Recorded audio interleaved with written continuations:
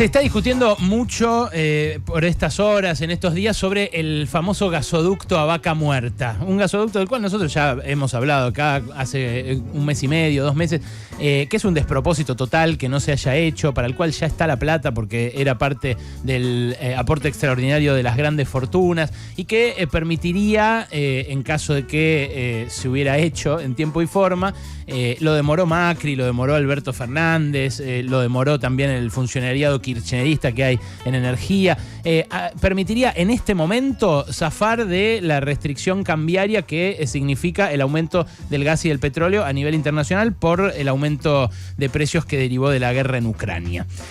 Pero detrás de esta discusión se asomó otra, para mí más interesante, especialmente este fin de semana y esta última semana, en el gobierno nacional y entre empresarios que empiezan a decir, miren que el tiempo para Vaca Muerta empieza a agotarse. ¿Por qué se agota el tiempo para Vaca Muerta? Bueno, porque se supone que para 2050 ya tenemos que estar dejando de usar combustibles fósiles como el petróleo y el gas, porque si no el planeta se nos hace percha y se acaba directamente la vida humana sobre la Tierra. Entonces tenemos estos 30 años para explotar unas reservas que son las terceras más importantes del mundo en gas no convencional y que, le podrían aportar mucho, especialmente en términos de dólares, a la Argentina. El fin de semana me mandó el ejecutivo de una petrolera que extrae gas en Vaca Muerta y que haría muy grandes negocios en caso de que ese gasoducto se realizara y de que se priorizara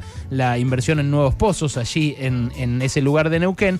Me mandó un informe que hace proyecciones de Vaca Muerta y que muestra que, por ejemplo, si Argentina se pusiera a exportar, se invirtiera en todos los gasoductos necesarios y todos los pozos necesarios y se pusiera a exportar gas, como hace Rusia, por ejemplo, podría traer una afluencia de dólares más o menos de 70.000 millones de dólares por gas y otros 20.000 millones de dólares por petróleo por año en la Argentina. O sea, el doble de la deuda con el Fondo Monetario por año. Una cosa tremenda que implicaría de todos modos una inversión gigantesca que Argentina necesita varios años y sobre todo muchas gestiones para realizar. Pero más allá de ese cálculo, que me parece interesante, hay flotando un consenso en el gobierno de que si conseguimos los dólares estamos salvados. Yo me acuerdo cuando empecé a ir a Vaca Muerta, 10 años atrás, cuando empecé a ir a la zona de territorio que hay arriba de Vaca Muerta, porque Vaca Muerta es una formación rocosa que está como a 3 kilómetros debajo de la tierra, se hablaba mucho de esto. Se hablaba mucho entre geólogos, entre petroleros, de con esto nos salvamos. Y es una idea recurrente que hay en la Argentina, la de desde las películas de los 80 como o Plata Dulce, por ejemplo, que hablaban todo el tiempo de con una cosecha nos salvamos. Mucha idea en general flotando en los orígenes de la Argentina, de que con lo pastoril, con la cosecha, con lo que regale la pampa, se podía salvar una generación entera. Y esa discusión está presente en el gobierno en funcionarios, asesores o referentes del área productiva, como Martín Alfie, por ejemplo, que este mismo fin de semana, a la par de este informe que me llegó de este ejecutivo, que me parece que a Ernesto le llegó también, porque esta mañana lo escuché hablar mucho de este tema aquí a la mañana, Martín Alfie saca un hilo que dice lo siguiente, un hilo de tweets, que dice, ¿se puede ser optimista en Argentina? En una economía que entre 2011 y 2021 no creció, con inflación, Fondo Monetario, deuda, pobreza y demás, pareciera que no. Pero creo, dice él, que en Argentina por primera vez se empieza a encontrar una salida a sus recurrentes crisis externas y por eso se puede ser optimista. Dice Alfie que Vaca Muerta y que los proyectos mineros que hay en marcha en Argentina son lo que a él lo hace ser optimista. Con 10 proyectos de entre 1.000 y 2.500 millones de dólares de exportaciones por año cada uno, la Argentina tendría ya solucionado su problema de cuenta corriente y podría abocarse a resolver otros problemas como la inflación de manera mucho más efectiva y mucho más eficiente. Bueno, ¿saben qué? Yo creo que no. Déjenme decirles por qué. En Argentina estamos acostumbrados a esta idea de que si llegan los dólares se resuelve todo. ¿Por qué? Bueno, porque nuestras crisis son siempre por falta de dólares. Ahora, que las crisis aparezcan por falta de dólares no quiere decir que cuando llegan dólares no vaya a haber crisis. Porque en realidad parte de la crisis cíclica recurrente que atraviesa la economía argentina hoy, pero la que viene atravesando en los últimos 40 años, es la crisis que tiene un país dislocado, un país donde lo más importante y lo que marca su realidad económica es una fractura tremenda entre los que tienen y los que no, entre los que pueden y los que no.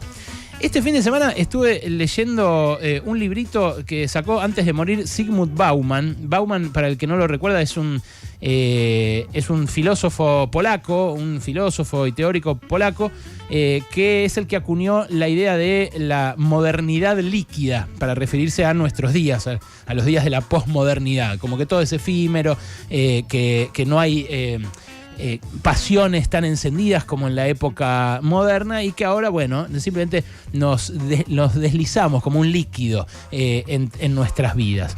Bueno, Bauman sacó un librito antes de morir que se titula La riqueza de unos pocos nos beneficia a todos.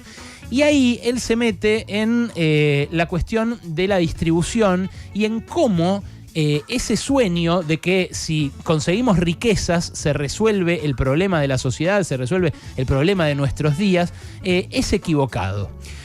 Lo que recuerda, por ejemplo, Bauman, es que en la era de la Ilustración, en la época de Hegel, en la época de Descartes, en la época de la Revolución Francesa, el nivel de vida en cualquier lugar del planeta nunca llegaba a duplicar el de la región más pobre.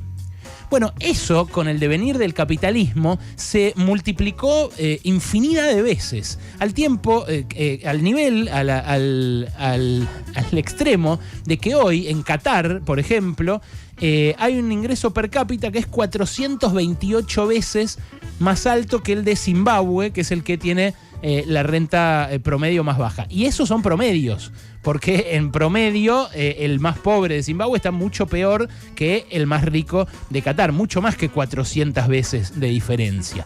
Hay un montón de literatura que habla de cómo el capitalismo hizo que la pobreza cayera, que la gente más pobre, por ejemplo, tuviera mejor alimento y viviera más tiempo que lo que pasaba antes del capitalismo. En ese momento, en el siglo XVIII, en el siglo XVII y demás. El problema es que lo que aumentó la producción a nivel mundial fue apropiado por una élite que es muchísimo más rica que los ricos del siglo XVIII o del siglo XIX. Y la verdad, como dice Bauman, el profundo abismo que separa a los pobres sin futuro de los ricos, que son optimistas, seguros de sí mismos y sin complejos, es una razón para estar enormemente preocupado en estos tiempos. Es un abismo de tal profundidad, dice Bauman, que excede la capacidad del explorador más esforzado y valiente para abarcarla en su totalidad. O sea, no nos llegamos siquiera a darnos cuenta de qué desigualdad hay hoy en el mundo. Es una desigualdad que hace que los megamagnates ya no estén solamente pensando en viajar al espacio, cosa que la mayoría de nosotros no puede hacer ni va a poder hacer nunca en su vida. Están armándose refugios antinucleares para cuando el planeta se haga garcha y no se pueda vivir en la superficie. O sea, se están convirtiendo en una especie de sobrehumanos, de superhumanos, que, bueno, no tiene otra vía hacia adelante que un deterioro de la democracia. Dice justamente Bauman que su preocupación tiene que ver con esto, con que es imposible que haya democracia entre personas tan diferentes. Y por eso digo yo que estos sueños eldoradistas, como Vaca Muerta que nos resuelve la vida a todos, o la minería que nos resuelve la vida a todos, son un engaño en tanto no resolvamos ese abismo. porque el mundo que estamos construyendo para nuestros hijos, para nuestros nietos, es un mundo de encierros mutuos, donde, como dice Stiglitz para Estados Unidos en su libro El precio de la desigualdad, los ricos viven en countries, mandan a sus hijos a escuelas caras, tienen atención sanitaria de primera calidad, y mientras tanto el resto vive en un mundo marcado por la inseguridad, por una educación mediocre en el mejor de los casos y por una atención sanitaria limitada. Eso lo dice Stiglitz para el país más rico del mundo. Imagínate cómo es el resto, imagínate cómo es el nuestro. Bueno, no es difícil imaginárselo, está a la vista que estamos creando una sociedad espantosa que no tiene que ver con la falta de dólares. Tiene que ver con cómo están repartidos esos dólares aquí en nuestros países. Cierro con un texto que les recomiendo muchísimo de Keynes, que se llama se titula así, Posibilidades económicas para nuestros nietos. Keynes era un filósofo, además de un economista. Keynes, mucha gente lo llama así, pero acá en español es castellanizado su nombre. Era un tipo que tenía amigos artistas, que disfrutaba de la vida, que era parte de un grupo de bohemios en Londres. Y él, en ese ensayito, que es un ensayo de 40 páginas que está buenísimo, imagina lo que iba a pasar 100 años después. Es un texto que escribe antes de sus obras más famosas, en 1931. Economic Possibilities for Our Grandchildren, escribió él en inglés, posibilidades económicas para nuestros nietos. Y él sueña ese 2030 que ahora tenemos a la vuelta de la esquina, y dice, en 2030 vamos a laburar 15 horas por semana, porque va a estar tan ampliada la capacidad productiva por el capitalismo de nuestra sociedad, que vamos a dejar atrás el problema económico. Escuchá cómo lo dice, además, porque es muy lindo. Dice, no está lejos el día en que el problema económico estará en el asiento de atrás, donde debe ir, y el corazón y la cabeza volverán a estar ocupados y reocupados por nuestros problemas reales, los problemas de la vida, de las relaciones humanas, de la creación, del comportamiento y de la religión. En otras palabras, los problemas que no solo son reales, sino también mucho más nobles y atractivos que las necesidades de la mera supervivencia que hasta ahora guiaron las preocupaciones económicas. Keynes le pegó a que la productividad se iba a expandir muchísimo en esos 100 años, a que se iba a producir muchísimo más gracias al capitalismo, y a que iba a estar buenísimo eso, porque iba a darle la posibilidad a la humanidad de vivir laburando menos y de ser feliz.